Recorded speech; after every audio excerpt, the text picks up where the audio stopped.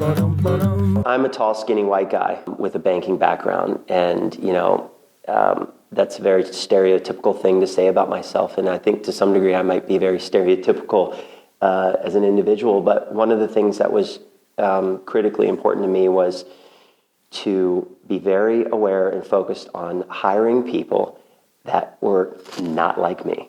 It's so important to, in a leadership position, to acknowledge that and recognize that and not be afraid of that.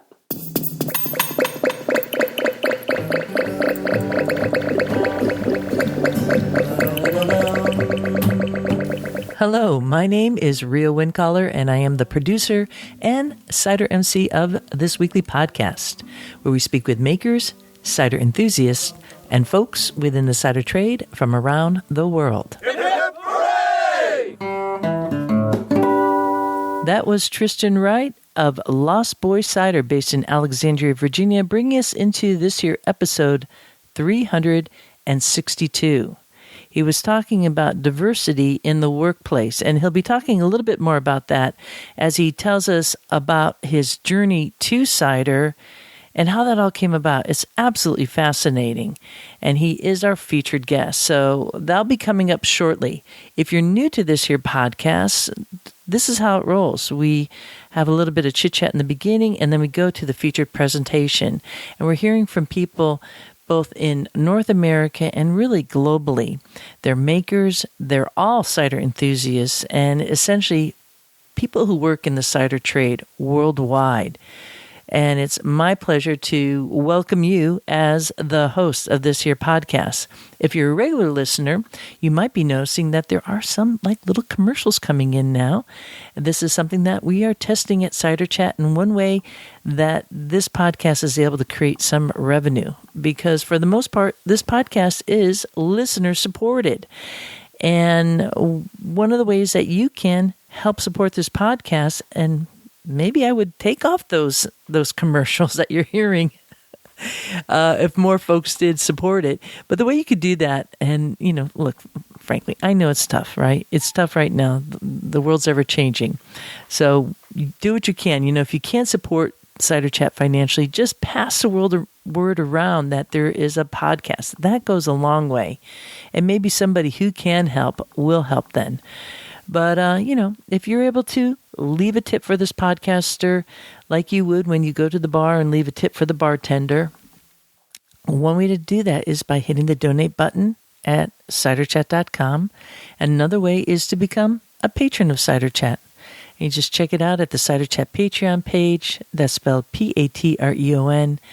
And you could see a whole different bevy of levels that you could join, or you could set up your own level too that you want to join at. So that's a little bit what's going on. I want to fill in the gap there for the regular listeners, because there are a lot of you I know who are tuning into Cider Chat weekly, waiting for the next episode to drop. And wow, we've had some really great episodes. Really, we've had great episodes for the past 7 years, no doubt. But last week's episode on SO2, if you thought, oh, that's going to be too clinical and too heady, I really want to encourage you or invite you to listen to that, because it was super informative, a really dynamic panel. In fact, Tegan, who was on that panel with Tom Oliver and Dave Takish and Tim Godfrey, who was moderating, Tegan really held her own and did an outstanding job, and also works at Lost Boy Cider with her husband Dave and of course Tristan Wright. So that's pretty cool. You heard her talking a lot about Lost Boy in last week's episode.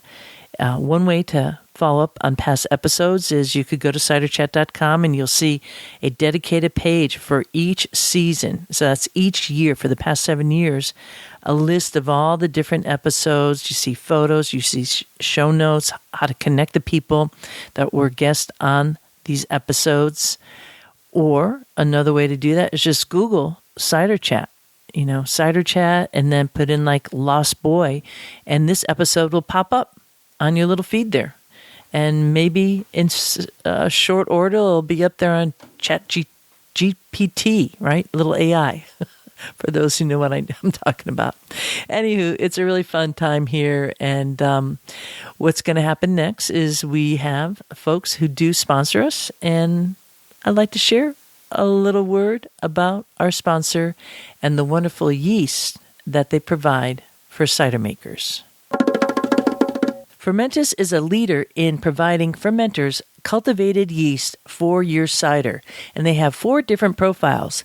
This week, we're talking about Saf Cider AS2, and that is one specific yeast, and the AS2 stands for apple sweet.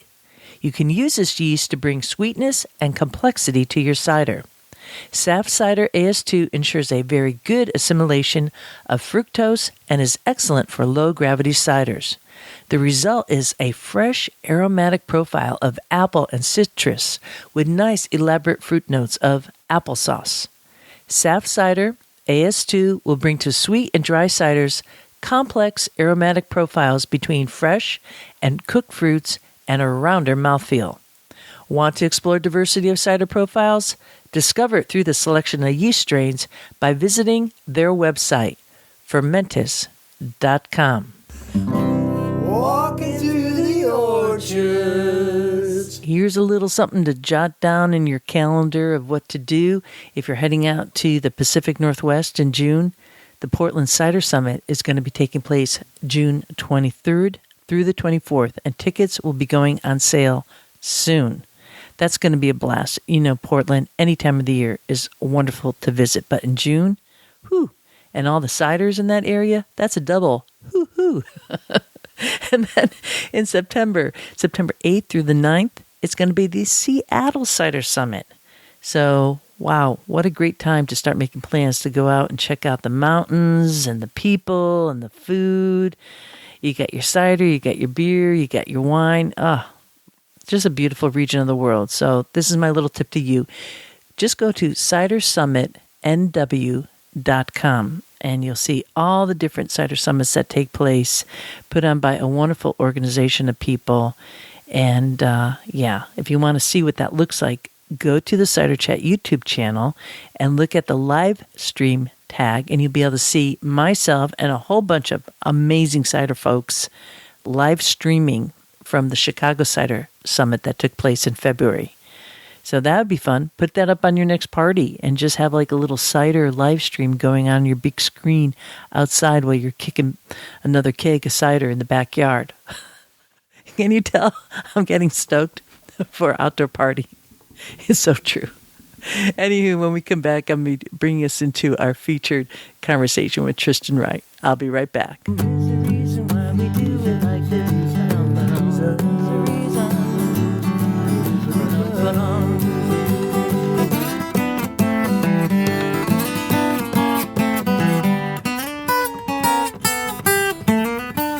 Up next is our featured conversation with Tristan Wright of Lost Boy Cider, based in Alexandria, Virginia. We begin by reminiscing about the French cider tour that Tristan and his wife Katie took part in back in September of 2022.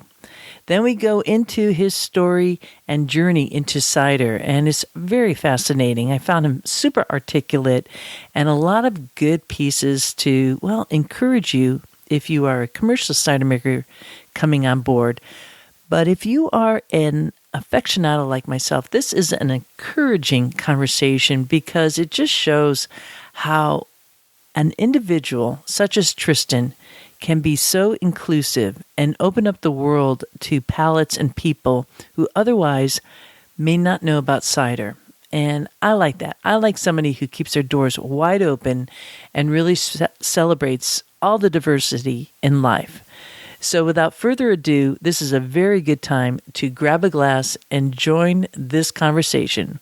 Once again with Tristan Wright of Lost Boy Cider, based in Alexandria, Virginia. It's really good to see you. It's just been a couple months that I saw you last. We were having a blast in Normandy, and what a delightful time that was.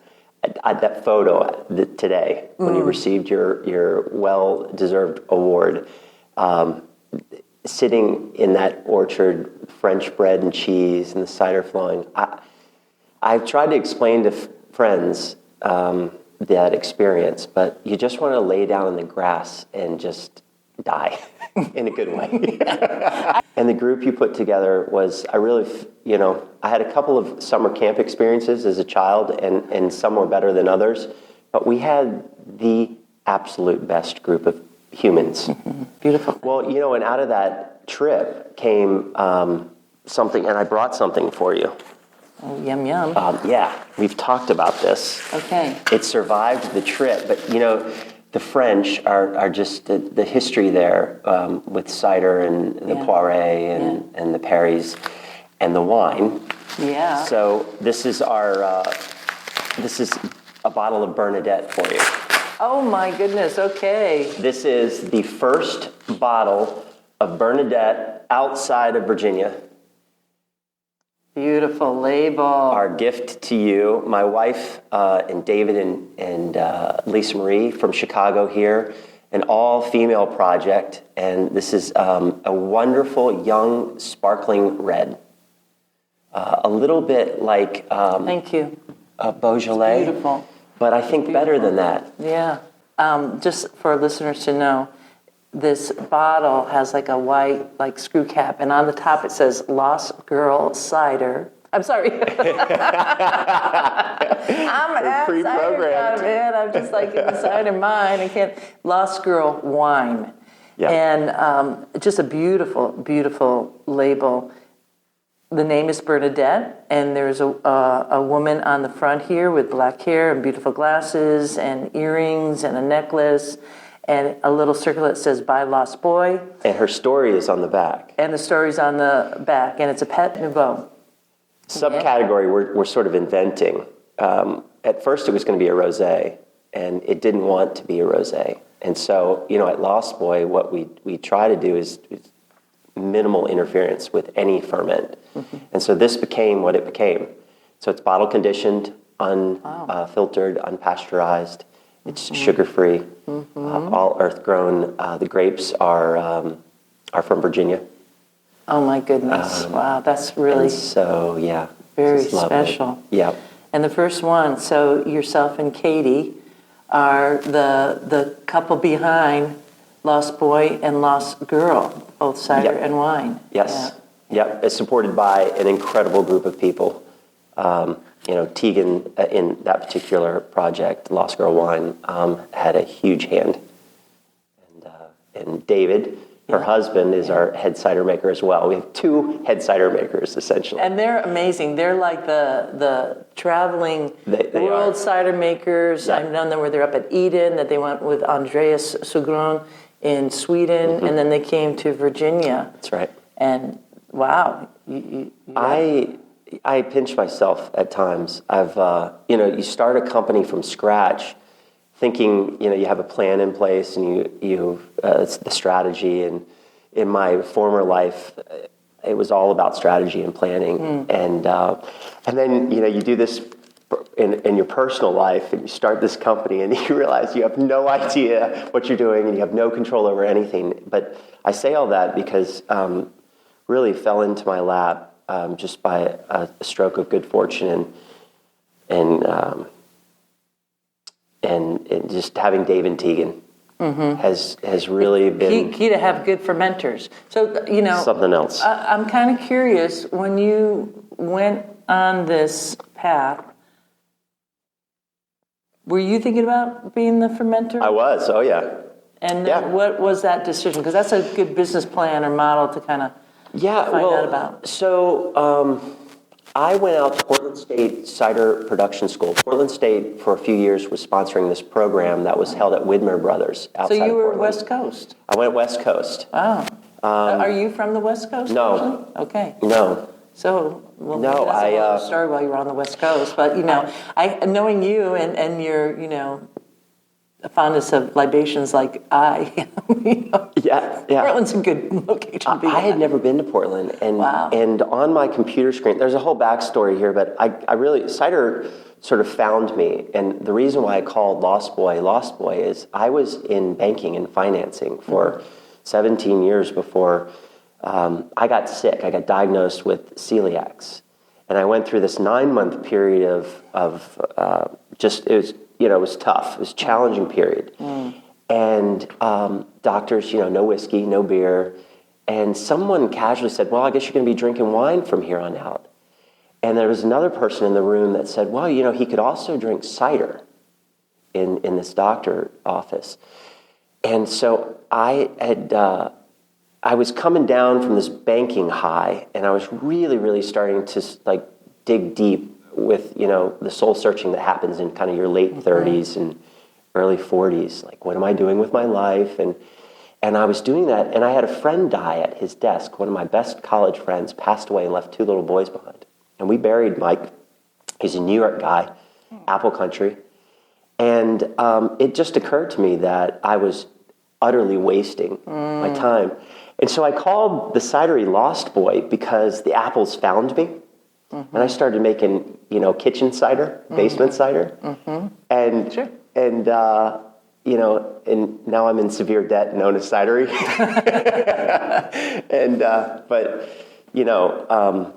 I was sitting there on my couch when all this culminated. I was kind of unhappy. I was pretty unhappy with my career path.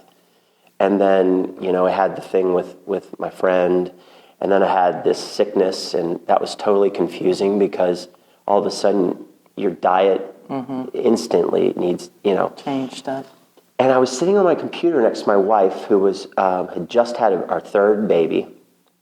And this little Google ad pops up in my Gmail, and it's for Portland State Cider School.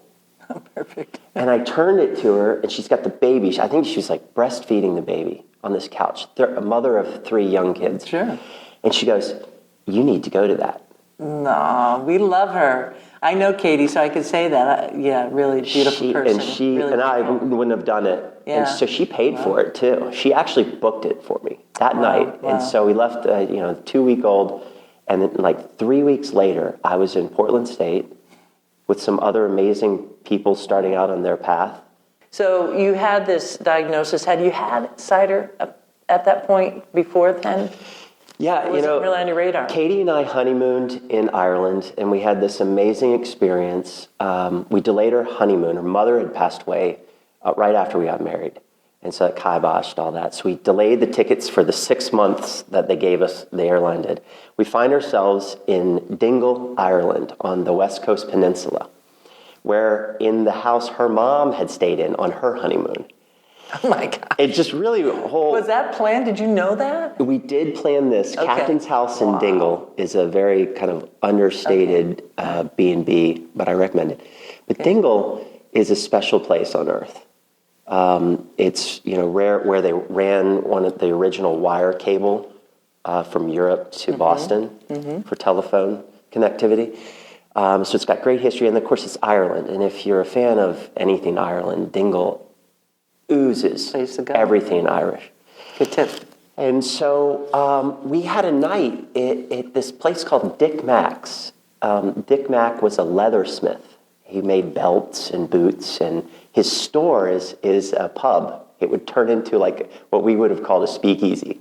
Nice. Although the Irish have never banned booze. But his tools are still there, and his office is a snug offset from the bar, with the little western doors that open up. And you poke your head in there, and there's a small little table, and you comfortably get maybe 7 people in there, and you can have a little private moment away from the world. And it bottles of whiskey to the ceiling. Some are dusty. Some have tags from the 1800s hanging on them. And there's 3 musicians playing these wonderful instruments in the corner. And, it just is, it's a special place. And so we're sitting at the bar, and in walks the rowdiest, most annoying group of lads. And they immediately hooting and hollering, and they make a right-hand turn into that snug. And there was 9 of them. Irish, ready to, and they had clearly had a day of it. And this was about, 9 o'clock at night. The next thing I know, Katie turns to me, she says, wow, they're having a good time. She gets up off her bar stool, she walks down the bar, she makes a left into the snug with these guys. And I'm like, oh shit, I'm going over there. And I see this arm grab her as the western door sort of swings open and pulls her in on her honeymoon. And I'm like, oh God. So I bust through these doors, and these guys turned out to be just the most wonderful, sincere group. There was a stag party.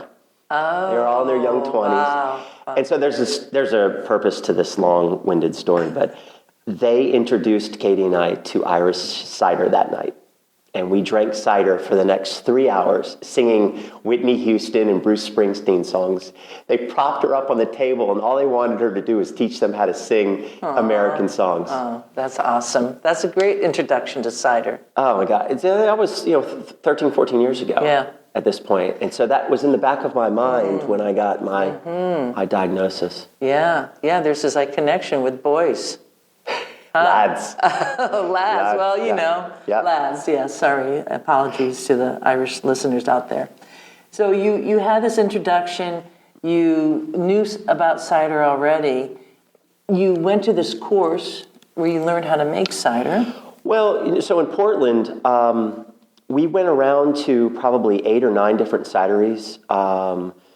You remember like Cider Riot, and absolutely, Abraham's just what, and so all of these owners. One of the things that was clear to me is this all boats rise mentality in cider. It still exists, absolutely, and I've tried to exercise that at Lost Boy too. But Abraham was so kind, and Scott was so kind. Everyone was just an open book.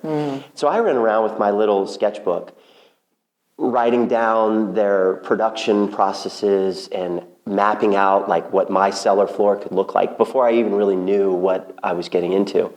But it did occur to me that I was really outgunned because most of the people in my class were biology or chemistry or cultivators or came from an ag background of some degree. And so I learned about the Peter Mitchell course, and they had the East Coast, West Coast course.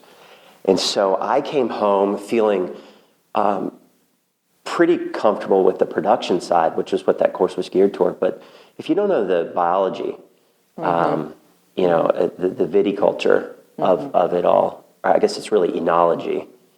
So we went up to Cornell and enrolled in that Cornell program, just at their viticulture center there. So you went to Portland, then you went to Cornell. Yeah. You went to Peter Mitchell's. Yep. And then you went up to Cornell, so 3 different courses. The Peter Mitchell and Cornell course with Chris Geerling synced up. Yeah. So, and that's where, you get there, and those are like the real winemakers and the cider makers. They understand what's going on under the microscope. And I just found all of that fascinating. I think we talked about this a little bit in France, but the cool thing about cider is its connectivity, undeniable connectivity to history, the history of life. And I've always been a huge history person. And I love the parallels between the apple and human history. And, when we were in France, at places, it's hard to describe here on the podcast, but we were in some of the most beautiful places, I think, in existence. And those people have been making cider and Perry and Poire for 2,000 years and fighting over it and dying over it. Yeah. And going down in that castle with you. Yes. I know. It's open. The door's open. Let's go down. Let's sing some songs down here. Let's sing some songs. That was really magical. Yeah. That was awesome. Well, there is a lot of history, and there's a lot of magic, too. I think that, it just opens us up to these infinite possibilities. Now you're going full steam. You have a cidery. And I remember, watching you from the distance, the cidery's opening, and then you were, looking for a cider maker. Yeah. Right? Well, so what comes first, the cider or the cider maker? I had this very romantic vision that I would be in the back in my boots. I'd gotten rid of my banking wingtips and my cufflinks, all packed up. I burned like a Viking would. I burned 3 of my suits. literally in my backyard. Hey. Katie came out and said, "What the hell are you doing?" Yeah, I got the fire pit going. There's like I wonder what you were drinking that night. Yeah, right. I needed to let it all go and just move on because I was so scared. We mortgaged our house. Yeah. My whole life I'd put into that career, and with 3 kids and everything, and leaving that steady paycheck and health care behind. Yeah. And I had thought that I would be in the back making the cider and applying the coursework, and I'd invested time in that, 2 years in that. But then, the banking thing kicked in and the reality of it all. And I think one of the things in cider that, good, bad, or indifferent, that I was becoming more aware of was you had a lot of passionate people that were very capable, but were approaching cider purposely without a business sense. They were almost exclusively focused on making high quality product and allowing their passion to travel into the liquid. Mm-hmm. But they were not forgetting, but there just wasn't time for or they didn't put the time into like studying that skill set too, which is what you see. Because it's not natural for anybody. Yeah, no, it's in the business side. Yeah. And in my banking career, I looked at deals for all those years, and so I saw business. We were credit risk analysts. Oh, well, there you go. My goodness. So we saw all of Perfect. that, and I did some brewery work. And I gave my first loan to Dale from Oscar Blues when I lived in Oh my goodness. in Colorado. Wow. Colorado, yeah. And I'll never forget that guy. We gave him $1 million to go by a Winnebago and freshen up some of his equipment. And we almost got fired over it. The bank president found out what we were doing, and we got it through credit. Wow. And Dale, 4 months later, won the Great American, took the gold in New York. And the rest is history. Wow, with yeah, that. totally. And he was, covered head to toe, and he just was ratty and tired, and, but he was so happy. And here I am, 24-year-old banker in Colorado in my little jacket in the foothills of the Rockies. We're going to let you get a Winnebago, man. Yeah, and he was driving around going to trade shows and road trip and wow. beer fests. Fantastic. I love that. I wanted to be like him so badly, except my life's path just, there were so many expectations on me to not be that person. That person, but it does seem like you have reached some of your key goals here. You have a functioning cidery. You now have a wine label to boot. You have cider makers on site. Mm-hmm. And it's happening. You are canning your product, right? Mm-hmm. Do you bottle your product? We bottle our product, our heirloom products, yeah. Yeah, and you distribute it. Yeah. So it's happening. So, Rhea, it's a what the hell have I done? Well, I'm sure, and well, that's good. That's a good, moment to have. I hope you take time for yourself to actually breathe that in. It's a lot. Yeah. It wasn't intentional, really. I think in life, in banking, you really have to control what's happening, and I was trained over all of those years to really, you take as few risks as possible. You leave nothing unturned. You triple check every number. And in small business, you can't do that. If you don't make decisions and if you don't allow things to evolve organically, like Tegan reached out to me over Facebook because she saw the post that I'd put on one of the cider groups. I remember when it came out, you were looking for a cider maker. Is that what you're talking about? Yeah. And she reached out and said, "Hey, we're thinking about coming back from Sweden." Wow. And I was hot and heavy with a couple of other people, and I thought, I was going to land 1 or 2 people, but I accepted them to come over, and David flew in, and if I hadn't, been open to that. To act on it. Yeah. So Lost Boy's really sort of grown and evolved, and what started with these 5-gallon and 1-gallon little carboys in my kitchen, we've got 22 employees now, and we've got 11,000 gallons of stainless fermentation space. More totes behind that, and what is your yearly production right now? I think we went just over about 60,000 gallons this year. That's fantastic. Yeah, and you're located in Alexandria. Well, that's the unique thing about our location is we're within city limits. We're right on the outskirts of Old Town Alexandria, which is where George Washington is from. Mount Vernon is there. Charlottesville is, 2-ish hours south. Thomas Jefferson planted many, many orchards.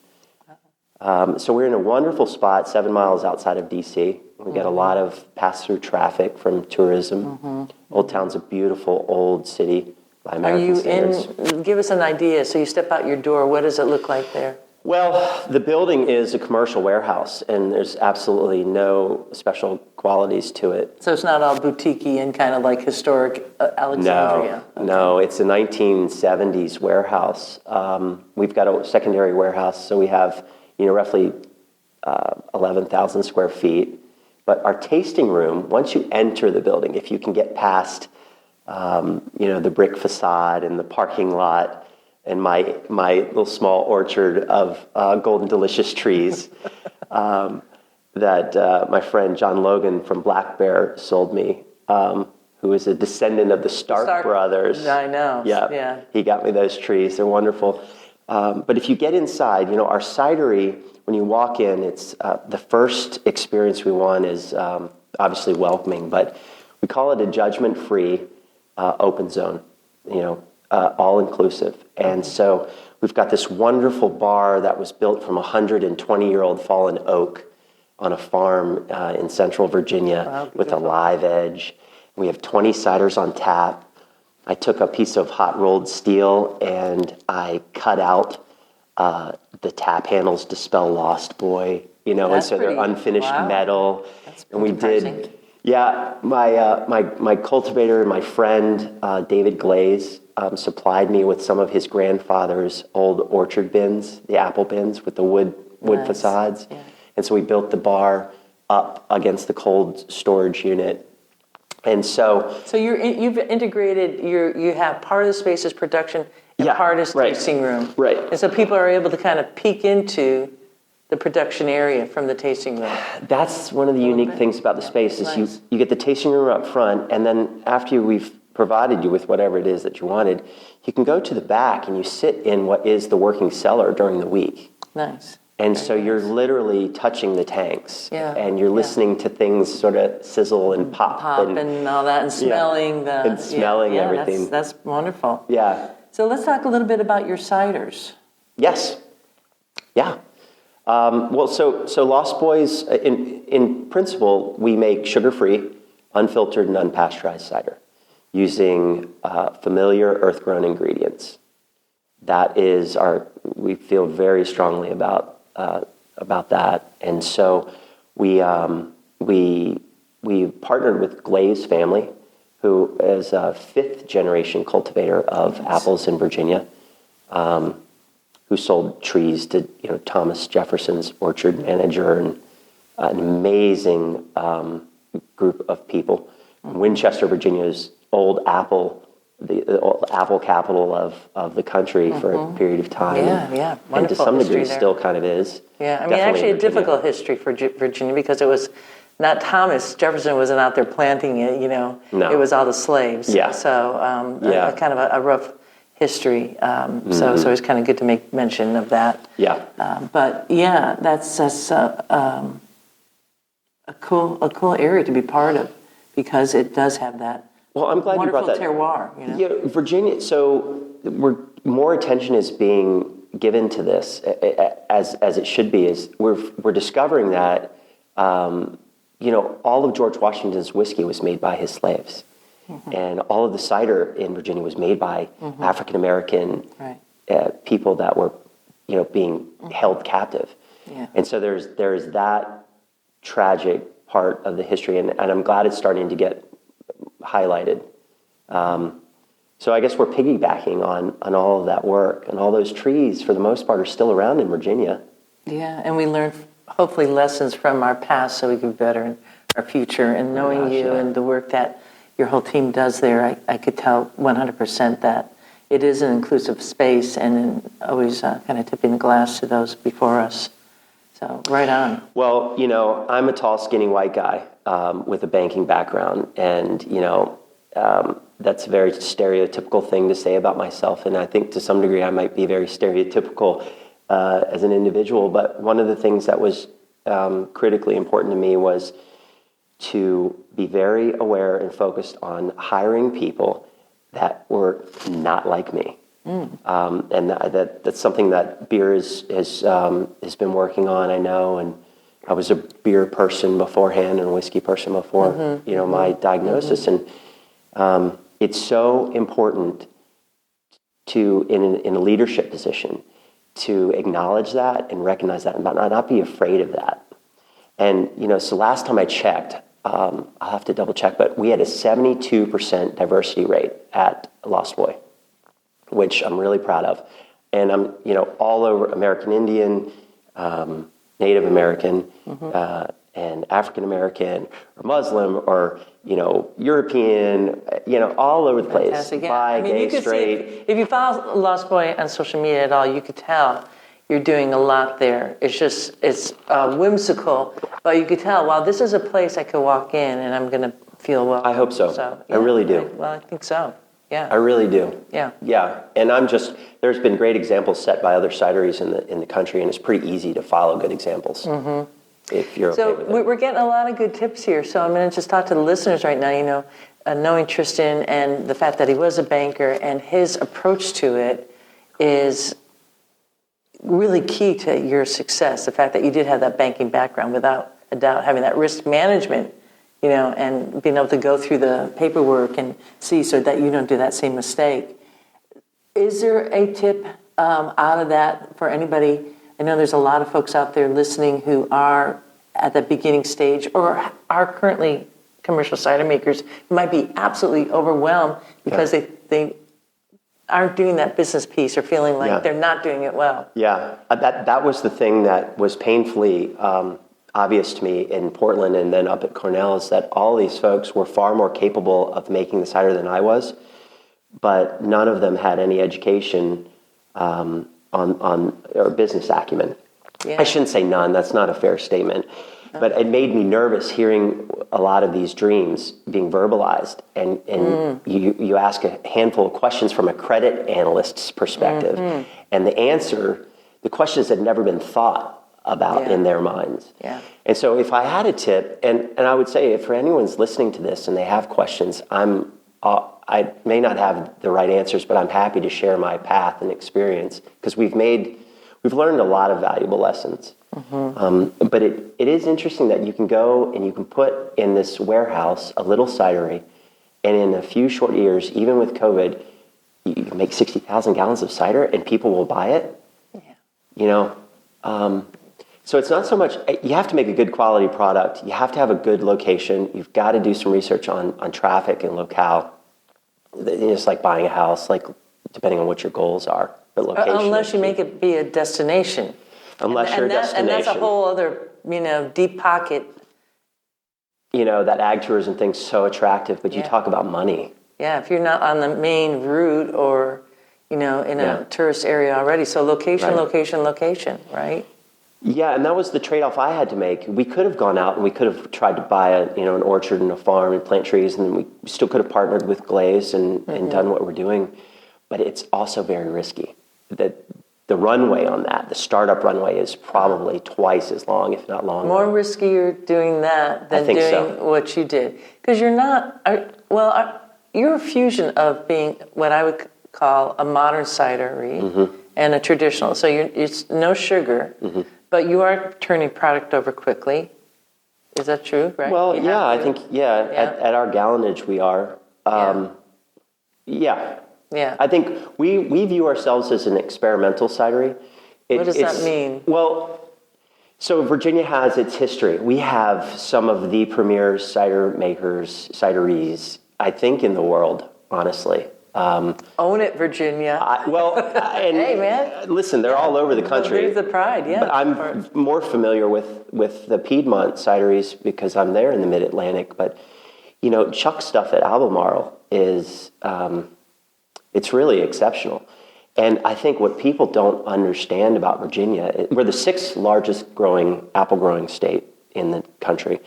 But when you compare us to like a New York or Michigan or Pacific Northwest or even California, there's a large gap in production in volume. But our apples, though, are premier. that Piedmont in those Blue Ridge Mountains in the Shenandoah, we get the perfect humidity levels, we have the perfect soil, and we have the perfect airflow. And the Albemarle Pippins and the Arkansas Blacks, and they are delicious. Yeah. It's really something unique, else. yeah, no doubt. Yeah. So we have access to good apples, I guess is my point. And David's been so kind in allowing me to work with him from day one, and actually taught me. Another tip I'd have is I thought I knew a lot going into this. I'd get more comfortable after these classes or coursework, and then I'd go around, travel, talk to people, and then you just get back to square one and you realize you really don't know anything about anything. Well, that is the true master who embraces that. Well, it's been nice because I had a good handle on the banking gig for a while, and to come back and continuously not only be humbled in my leadership position. I mean, Rhea, I've learned more about me as a human being in the last... Because you're a boss of others, right? Up. I mean, you were a banker and you probably had, a staff, but now it's on you, and so you have a tasting room. Do you also have a restaurant? No, we're supported by partners. So that's food trucks? Yeah, it's all food trucks on-site or out in the parking lot. Okay, yeah. We've had to form some... The food truck game is tedious. It's tedious, and I mean, it can provide you a lot of, extra added value to the markup. But people are drinking 7% cider, or we have a cocktail series. It's 13%. You have to give them something to eat. Yeah. So let's go back to the cider again. So you have what is like your? Do you have a flagship cider? Yeah, our flagship cider is called Comeback Kid.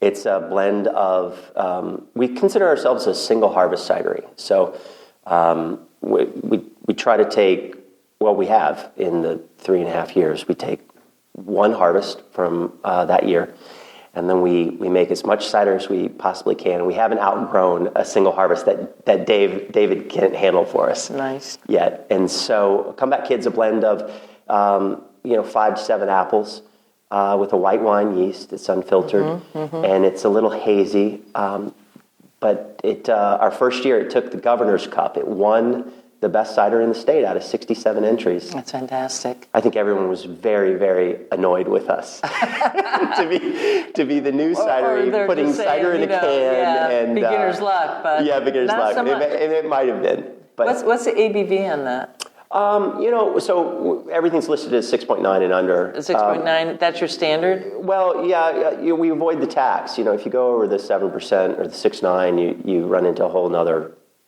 tax scenario. So we're usually falling within the 6.3 to 6.6 range on all of our ciders.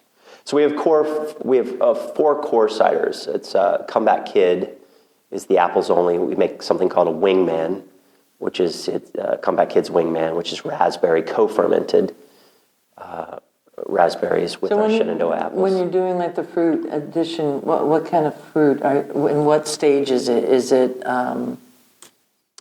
raspberries, or what are you getting frozen? We made 129 unique products last year. Oh my gosh. Yeah. I'm a little confused already. Like, I can't make that many choices. Make it easier for me. Give me my labeling and my marketing budget is like stupid high. Is that because people are coming in saying, "What's new?" You are creating a habit here for your consumers. You know that. I know there's strong opinions on it, and I'm aware of that. But I think going back to running a business versus just like me making the cider that I want to drink. Lost Boy and, my healthcare program, you can't fund those types of things if you're not making things in a large breadth that attract a large group of people. Okay, that's and good so advice. Yeah. While we make an heirloom, 16-month aged, unbelievable single varietal ciders, we also make, Comeback Kid in a can. That also is equally as good. It may not have the same appearance, but it's in a matte finish, and it's supposed to look good in the grocery store in Whole Foods. Right. But you've got Bernadette over there, and this wine is it's naturally fermented. It's a wild ferment. That's exciting. All earth grown. Yeah. You can't find wine that fresh unless you're in a French orchard, in a vineyard. Do you is this going to be the avenue you're going to be going with the wine, doing natural wines? Because there's it seems like there's a little, I've been hearing people reach out to me saying, hey, can you talk about the friction between natural wine and cider? And any pushback so on full that? disclosure, I'm learning a lot about natural wines. My wife exclusively drinks that. We had that subscription through the company, they deliver and then you drink. And I think one of the challenges we noticed with natural wines were the sulfite levels were fairly high, and they were very earthy. They were very raw. Which seems, let's just stop on the sulfite level. It just kind of goes against what you would think a natural wine would be, where it's just like spontaneous fermentation. So Bernadette, Lost Girl wines are all. We have 5 wines coming out this year. These are all naturally sulfited. Naturally like sulfited. Sulfited. But you're finding the other natural wines were not naturally sulfited. Which is confusing, right? Is that that's what natural? I'm saying. Yeah. So just to be clear, this is naturally sulfited. Correct. Because sulfites are naturally occurring in grape juice. Yeah. And we're making this in very small quantities. We had, just for context, the 5 wines coming out this year are all, I think we had 40 cases, 35 cases. Yeah, well, that's so a lot of control. Yeah, it's good to control, especially because you don't want to put your first product out. Right. And then turn people off. I mean, I wish more cider makers would do that, do smaller batches instead of getting the big tanker in and then pushing the first product out and everybody's like, ay, is this what cider is? Yeah. So good for you for doing that. Well, I think there's a segment here at CiderCon this year. I don't know if you saw it yet. I think it's tomorrow, but it's about that cider is not a unique category any longer, something along those lines. Yeah. And the buyers, call it what you want. Like buyers don't have an attention span, or that just these new generations coming behind us are just so they're just interested in trying many different things. I personally feel like, we're a winery. Why don't we just try making anything and everything and enjoy the process? And we've been very fortunate. We've not had many slip-ups on our products. But I think the consumer, whether or not they know it or not, if it's not that alcohol is good for you, but if it's generally well made and with highest quality ingredients, and you're transparent with what's in the bottle or the can, that's really like all you need to share with folks. Yeah, that's to get the product out. A fair exchange. They're buying the product, so, right? You're like, what am I getting? Yeah. Let me know. And so, yeah.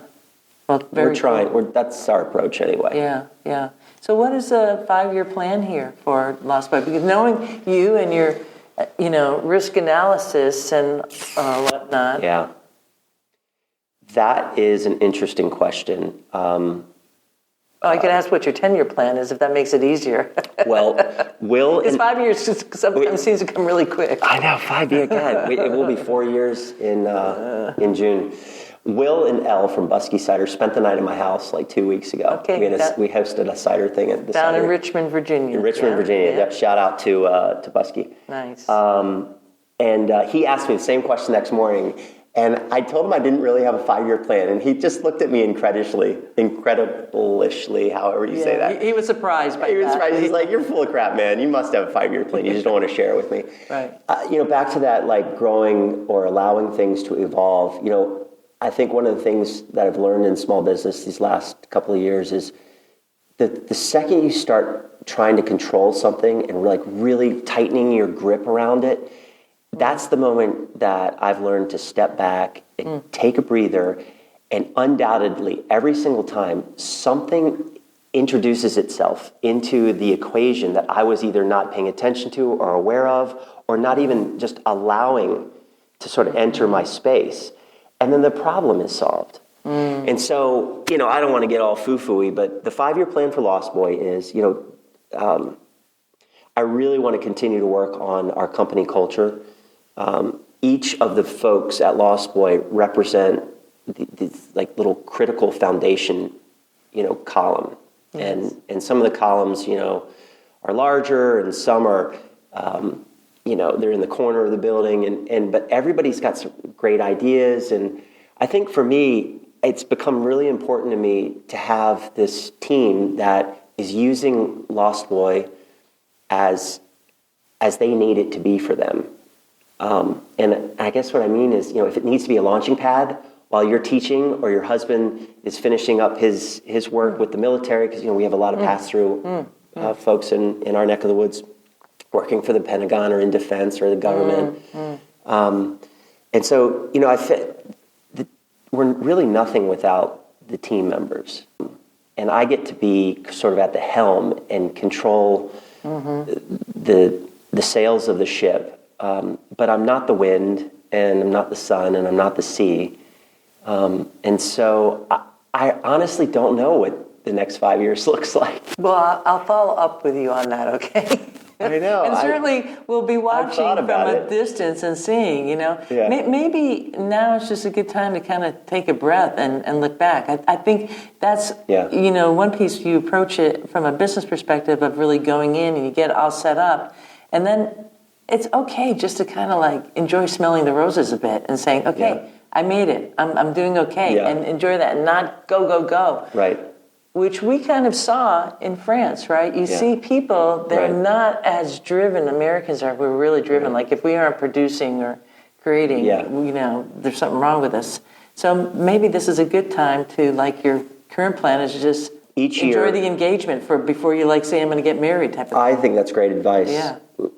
We have a management meeting in January each year, and Christy and Allison and Dave and I, we sit down, and for the last so many years, I've tried to come up with a single word or a single phrase to sort of set the tone for the year. And COVID, I hate even saying that word out loud, was so challenging on the business. You're right, we haven't had a second. The reason why we had so many products coming out is we were terrified that people would stop coming. Oh my goodness, yeah. How many times can you drink a comeback kid? Yeah. How many wingmen can you have in a month? And so I think it's really important to evolve and continue to grow, your products. And even if you're not coming out with new products, continue to evolve the products that you have or refine them in some ways. Right. And, so I think this year I was not able to come up with a phrase or a word at our meeting in January. And I asked for help with that. Our word last year was downshift. Downshift, yeah. We were in fifth gear in the sports car on the highway, just roaring like full head of steam. And so last year we needed to take a breather and just allow everyone to kind of recuperate from what we had just gone through. Because COVID, we were 8 months old when COVID hit, and the tasting room shut down, and that's tough. It was horrible, And so I'm wondering, one word that I kind of lean on in different parts of my life is, well, maybe it's two really, which is steady on. Yeah. That's good. When you're kind of there, it's like, all right, let's just kind of, because we're still at this moment in time where the world's coming back, but there's trepidation. We're seeing different kinds of patterns in the evening for people. And it's, so how far out do you want to do a venture? That's kind of risky. Right. So that's really good. I kind of have used that a lot in my life. Just when the shoe's hitting the fan or, I don't know, I'm just like, okay, just steady on 1 foot forward. If I do that, then I'm making progress. Healthy phrase. You don't want to come across like anything that has been a failure or you need to retract in any way. Like Lost Boy's plugging along and we took some, body blows last year, which were a little out of our control, and we didn't have, there's no reliable data, like you mentioned with all the changing patterns, and so there's been so much by way of unpredictability. It's very hard to be strategic and plan, and if you do want to be strategic and plan, you better get it right. And that's coming from the risk management dude over here. I know, right? So, right. We're all really screwed. Okay. So say your phrase again. Steady on. Just steady on. Yeah. That's good. On. You may have just assigned Lost Boy's 2023 phrase, Rhea. Well, my pleasure. My pleasure. That's maybe what we need to do. Is just is hunker down and continue to save what cash we can and make the best products possible. Yeah.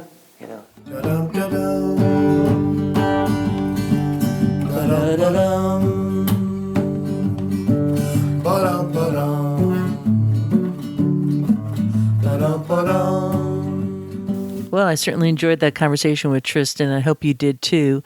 And certainly, he's not the only one that can embody the little phrase, a little motto, which is steady on, keeping one foot in front of the other, breathing into the beauty as much as we breathe into the madness that we know as life.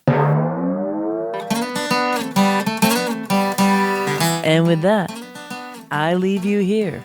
This is Real Wind Caller signing off for now.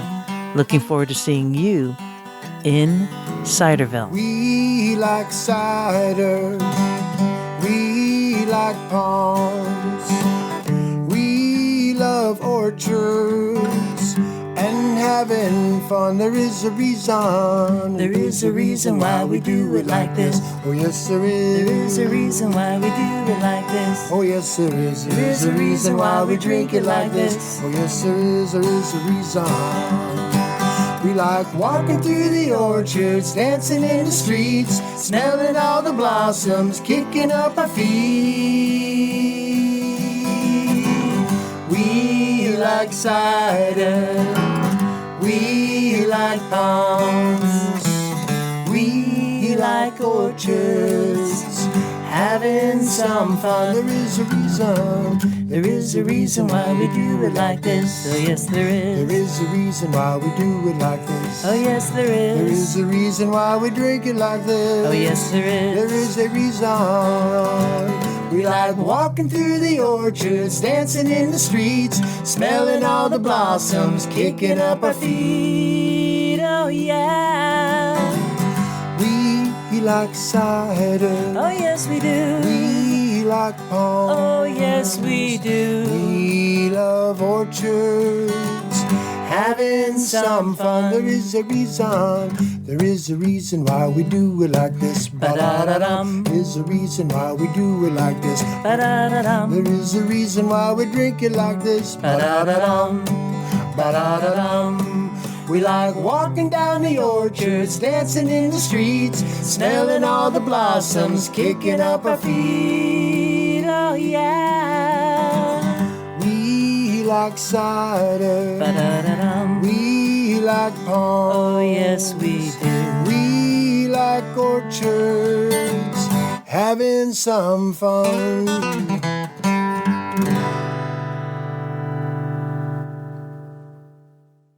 Yeehaw!